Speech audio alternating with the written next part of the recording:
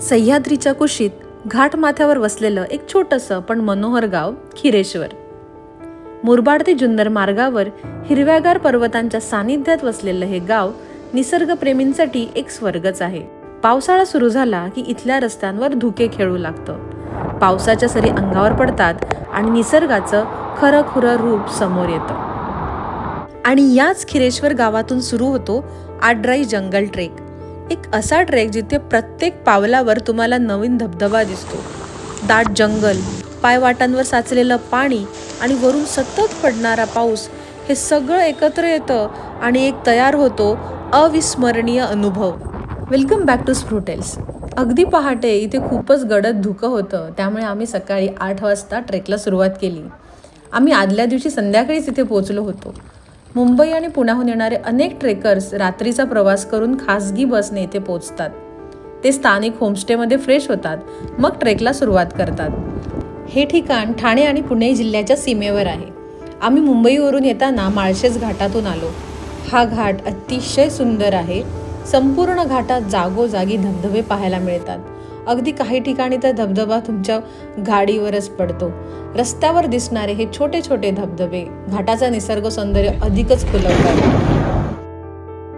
हे आहे खिरेश्वर गाव। इथून हा रस्ता येतो तो आड्राई जंगल ट्रेलला जातो आणि हा वाला जातोय जो दिसतोय हरिश्चंद्र गडाचा ट्रेक करायचा असेल तर तो तिथून जातो। नागेश्वर मंदिराच्या अगोदर एक छोटा पूल लागतो जिथून ट्रेकचा मुख्य मार्ग सुरू होतो। पावसामुळे या पुलावरचं पाण्याचं प्रमाण खूप वाढलेलं होतं। नंतर त्याची पातळी किती वाढते हे बघण्यासाठी व्हिडिओ शेवटपर्यंत पहा। हे नागेश्वर टेम्पल आहे। गावातून थोडं चालत आल्यानंतर हे नागेश्वर मंदिर लागतं। तिथून आपल्याला आता आपला पुढचा ट्रेल चालू करायचा आहे। थोडं पुढे आल्यावर पठार टाईप एरिया आहे आणि जागोजागी छोटी छोटी डबकी आहेत। बऱ्याच ठिकाणी असं पाणी सुद्धा साचलेलं आहे, त्याच्यातून आपल्याला रस्ता काढत जायला लागतं।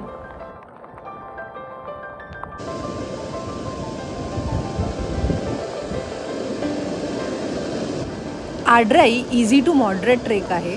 यामध्ये फारशी उंच चढाई नाहीये, पण बहुतेक वेळा तुम्हाला ओढ्यातून वगैरे जावं लागतं। लहानशा प्रवाहातून वाट काढावी लागते। आमचा अनुभव तरी असा आहे की या संपूर्ण ट्रेकमध्ये पाय सतत पाण्यातच आहेत, त्यामुळे एक वेगळीच मजा आणि अनुभव देणारी ट्रेकिंग जर्नी ठरते। आता इथून 2 रस्ते जातात। आपण या समोरच्या रस्त्याने आलो आणि हा जो डावीकडचा रस्ता आहे तो काळू वॉटरफॉल व्ह्यू पॉइंटला जातो आणि उजवीकडचा आड्राईला। पण हा काळू वॉटरफॉल व्ह्यू पॉइंटचा रस्ता सुद्धा आड्राईला जातो, त्यामुळे तो रस्ता आम्ही घेतला।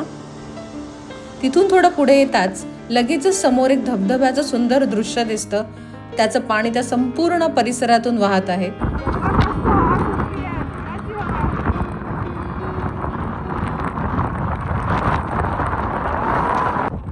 एवढ्या हवेमध्ये कसं जाणार आहे काय माहिती। व्हिडिओ काहीच क्लिअर नाही आहे, पण मला सारखा कॅमेरा पुसायला लागतो।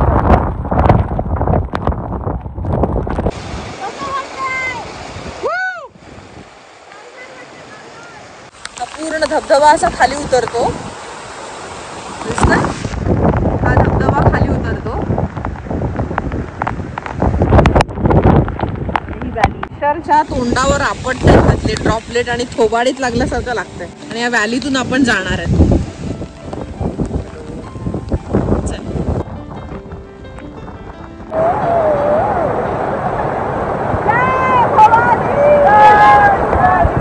इथून ही वाट थेट काळू धबधबा व्ह्यू पॉइंटकडे जाते आणि त्यावेळी जोरदार वादळ सुरू होतं, त्यामुळे इथे येताना नक्कीच हवामानाचा अंदाज घेऊन यावा। ते काळू वॉटरफॉलचा व्ह्यू पॉइंट आहे समोरचा, पण तो आता काही दिसत नाही आपल्याला। आपण परत येताना बघू। थोडासा आम्ही आडोसा घेऊ कारण की इतका पाऊस लागलाय।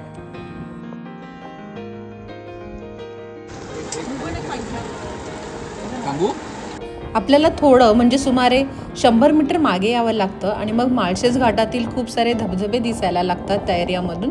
मात्र हा भाग नेहमीच धुक्याने भरलेला असतो, तर कधी धबधबे स्पष्ट दिसतात तर कधी पूर्णपणे धुक्यात हरवून जातात। जोरदार वादळामुळे धबधब्याचं पाणी उलट दिशेने वाहायला लागतं, त्यामुळे इथे तुम्ही रिव्हर्स वॉटरफॉलचा भन्नाट अनुभव घेऊ शकता. मात्र इथे काळजी घ्यावी लागते, कारण दगडांवर शेवाळ आहेत आणि संपूर्ण परिसर खूपच निसरडा आहे. आता जवळजवळ आपण निम्मा टप्पा कव्हर केला आहे आणि निम्मा टप्पा बाकी आहे आणि जंगलाची ट्रेल खऱ्या अर्थाने चालू झाली आहे.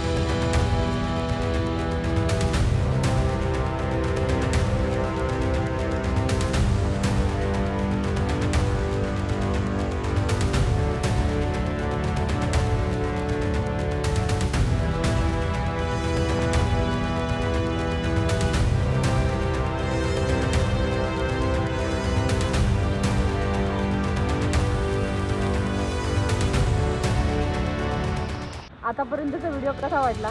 आवडल्यास नक्की लाईक करा.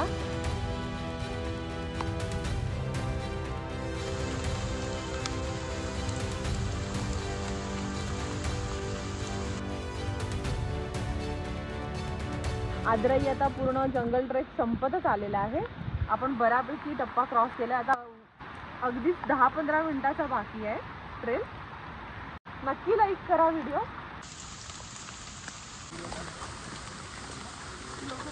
झाड असं पडलंय इथे, अख्खच्या अख्खं झाड असं पडलेलं आहे आणि त्याला क्रॉस करून सगळेजण चाललेत. इथे बऱ्यापैकी मोठा ग्रुप पहिल्यांदा मला दिसला.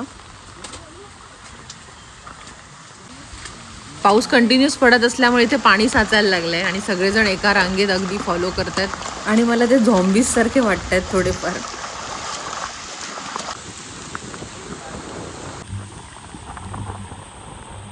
पूर्ण रस्त्यात आणि या पूर्ण जंगलात एकदम धुकं दिसत होतं, त्यामुळे चालण्यामध्ये पण मजा येत होती. चालण्यावरून आठवलं, तुम्ही जे शूज सँडल घालणार ते चांगले ग्रीपवाले घातले तर तुम्हाला जास्त चांगलं चालता येईल, जास्त वेळ चालता येईल. माझे हे सँडल झुडिओचे होते तरी ते बऱ्यापैकी चांगले मला त्यांनी साथ दिली.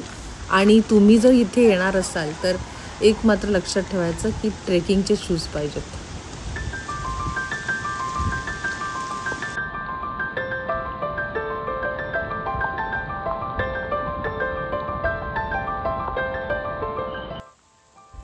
आपली ही ट्रेल आता फायनल टप्प्यापर्यंत पोहोचलेली आहेत. आम्हाला शेवटचा आडराईचा जो वॉटरफॉल आहे तो आता लागणार आहे आणि आपल्यासाठी वॉटरफॉलपेक्षाही अजून एक मॅजिक तिथे असणार आहे आणि ते मॅजिक एकदम अद्भुत आहे, जे मी एक्सपेक्ट केलं नव्हतं आणि मला वाटलं पण नव्हतं असं काहीतरी आज आम्हाला बघायला मिळणार आहे आणि ते अनएक्सपेक्टेडली आम्हाला दिसलं.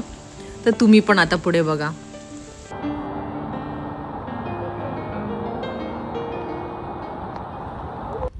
हे ते मॅजिक नाही आहे, पुढे आहे. हे सुद्धा नाही आहे. जरी हे डेंजर दिसत असलं तरी ते तेवढं डेंजर नव्हतं.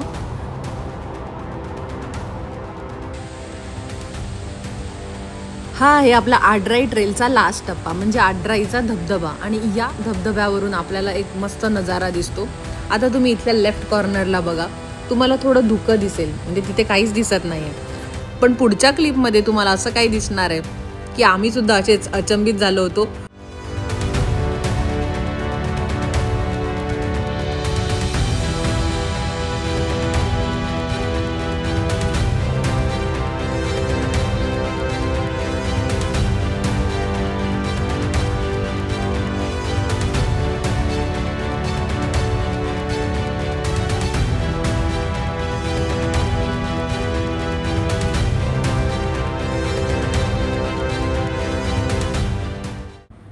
आता जी आपल्याला बाजू दिसली ती हरिश्चंद्र गडाची आहे. हे जे धबधबे वाहत आहेत ते हरिश्चंद्र गडावरून वाहत आहेत खाली. जसं मी व्हिडिओच्या सुरुवातीलाच बोलले की खिरेश्वर हे गाव हरिश्चंद्र गडासाठी सुद्धा फेमस आहे, त्याचं सुद्धा बेस विलेज आहे.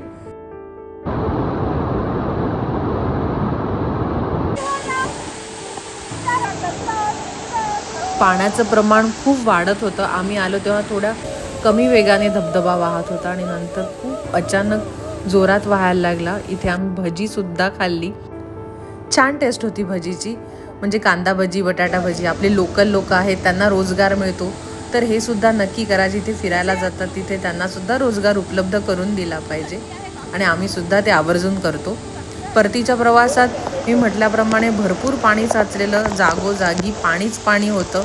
पाणी थांबायचं नाव घेत नव्हतं. पाऊस जोराचा होता. पावसाच्या वेळी असे ट्रेक अवॉइडच केले पाहिजेत. आमच्या ध्यानीमनी नव्हतं की इतकं पाणी वाढेल आणि परतीच्या प्रवासामध्ये सगळ्या ठिकाणी पाणीच पाणी असेल. हा काळू व्ह्यू पॉइंट आहे, जो आम्हाला काळू वॉटरफॉल इथून बिलकुल दिसला नाही. बऱ्यापैकी लोक थांबली होती, तिथून वॉटरफॉल दिसला नाही. मग आम्ही पुढच्या दिशेने निघालो. हे बघा, इथे सुद्धा पाणीच पाणी आहे. आणि परतीच्या प्रवासात अजून काहीतरी वाढून ठेवलेलं, ते म्हणजे हे अगदी पूर परिस्थिती निर्माण झाली होती इथे. इथला जो ब्रिज होता, जो सकाळी आपण बघितला होता, तो पूर्ण ब्रिज वाहून गेला होता. अशा प्रकारे ब्रिज दिसत होता सकाळी आणि तो पूर्णपणे वाहून गेलाय. आधी सुद्धा हा वाहिला होता, नंतर त्यांनी तिथे माती टाकली होती आणि आता ती माती सुद्धा वाहून गेली होती. समोर गाड्या दिसत आहेत, एकदम धुक्यामध्ये दिसणार नाहीत त्या, पण समोर गाड्या उभ्या होत्या सगळ्या ट्रेकर्सना घेऊन जाण्यासाठी. तर आम्हाला असा प्रश्न पडला, आता जायचं कसं? कारण की जाण्याचं जो पॉईंट आहे आणि आमचं रिसॉर्टसुद्धा त्या साईडला होतं, पलीकडे होतं. त्यामुळे आम्ही काय केलं, जे गाईड होते त्यांना फॉलो करायचा निर्णय घेतला. ते कारण की लोकल गाईड जे होते ते गावातलेच होते. इथे जर पहिल्यांदा येणार असेल, रस्ते माहिती नसतील, तर गाईड नक्की घ्या. लोकल गाईडची गरज लागते. लोकल गाईड असला की आपण निर्धास्त राहतो. आपल्याला मग असे रस्ते वगैरे चुकायची किंवा काही दुसरे रस्ते शोधायची स्वतःहून गरज लागत नाही. लिटरली आम्ही शेतातून चाललो होतो आणि सगळं शेत आणि त्यांच्या शेतात पाणी. काही ठिकाणी ते लोक शेती पण करत होते आणि त्या ह्याच्यातून आम्ही चाललो आहे. ते म्हणत असतील, ह्याय काय कुठून आले ती लोक, आणि एकदम अडकण्यासाठी.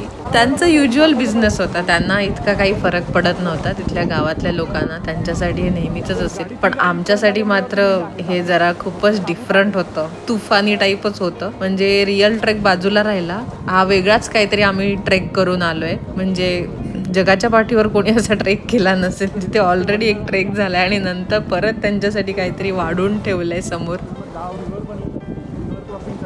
सततच्या पावसामुळे कॅमेरावर पाणी पडत होतं, त्यामुळे व्हिडिओ क्वालिटीला इग्नोर करा.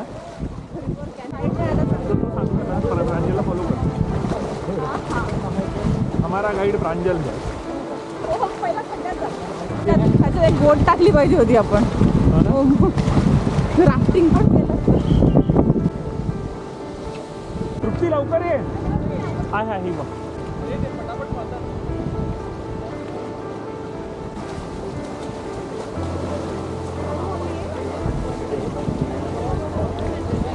इतक्या स्ट्रीम क्रॉस केल्या आम्ही का त्याचा काय आता आकडाच उरला नाही. जागोजागी नदीचे क्रॉसिंग. ही वाली क्रॉसिंग जरा जास्त भयंकर होती, म्हणजे पाण्याचा प्रवाह पण जास्त होता, पण सगळेजण एकदम साखळी करून चालत होते. लिटरली 26 जुलैची आठवण झाली. आणि आमचा हा ट्रेक पण आम्ही 26 जुलैलाच केलाय. तर तो कोइन्सिडन्स नव्हता. घरातून निघतानाच असं वाटत होतं, अरे 26 जुलै आहे. पावसात कृपया कोणी जाऊ नका. आमचा व्हिडिओ बघून जायची इच्छा होईल, पण बिलकुल जाऊ नका. पाऊस ओसरल्यावर आरामात जा.